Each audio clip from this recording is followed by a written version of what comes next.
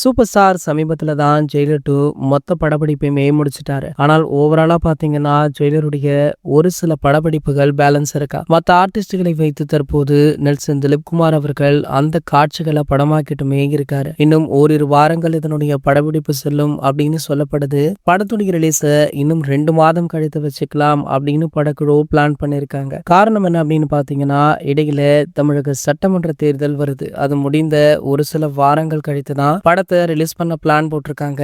ஆகையால தற்போது படப்பிடிப்பை விரைவாக முடித்துவிட்டு போஸ்ட் ப்ரொடக்ஷன் வேலைகளை ஆரம்பிக்கவுமே இருக்காங்களா. மேலும் படத்துல ஒரு சில விஎஃப்எக்ஸ் காட்சிகளுமே இருக்காம். சோ அதற்காக வெளிநாடு சென்று ஒரு சில வேலைகளை பண்ண இருக்காரு நெல்சன் திலீப்குமார் அவர்கள். இந்த நிலையில சூப்பர் ஸ்டாருடைய அடுத்த திரைப்படம் அப்படின்னு சொல்லப்படுற தலைவர் 173வது படத்தை பற்றிய தகவல்களுமே அவ்வப்போது சோசியல் மீடியாக்கள் வெளியாகி வைரலாகும். சமீபத்துல தான் இந்த படத்திற்கான லுக் டெஸ்ட் முடிஞ்சுதாம். அதுல 3 லுக்க சூப்பர் ஸ்டார் அவர்கள் சூஸ் பண்ணிருக்காரு. அதாவது 3 காலகட்டங்கள்ல நடக்கிற மாதிரி இந்த படத்துடைய கதைக்களம் அமைச்சிருக்கும். ஆகையால படத்துல 3 கெட்டப்புகள்ல சூப்பர் ஸ்டார் நடிக்கிறாரா. ஒரு கெட்டப்னாலே வேற லெவல் தான். சோ 3 கெட்டப் அப்படின்னும் பொழுது கண்டிப்பாக படம் வேற லெவல்ல இருக்கும் அப்படின்னு சொல்லி ரசிகர்களுமே படக்குழுவிற்கு வாழ்த்துக்களை தெரிவிச்சாங்க. இந்த நிலையில தற்போது இந்த படத்துல இருந்து ஒரு சூப்பரான ப்ரோமோ ஒன்று வெளியாக இருக்கா. அதாவது படப்பிடிப்பு ஆரம்பமாகி கிட்டத்தட்ட 1.5 வாரங்கள் ஆகுது. சோ ஆகையால பாத்தீங்கன்னா கூடிய விரைவில் ப்ரோமோ வெளியாக இருக்கா. சோ இந்த ப்ரோமோவுக்காக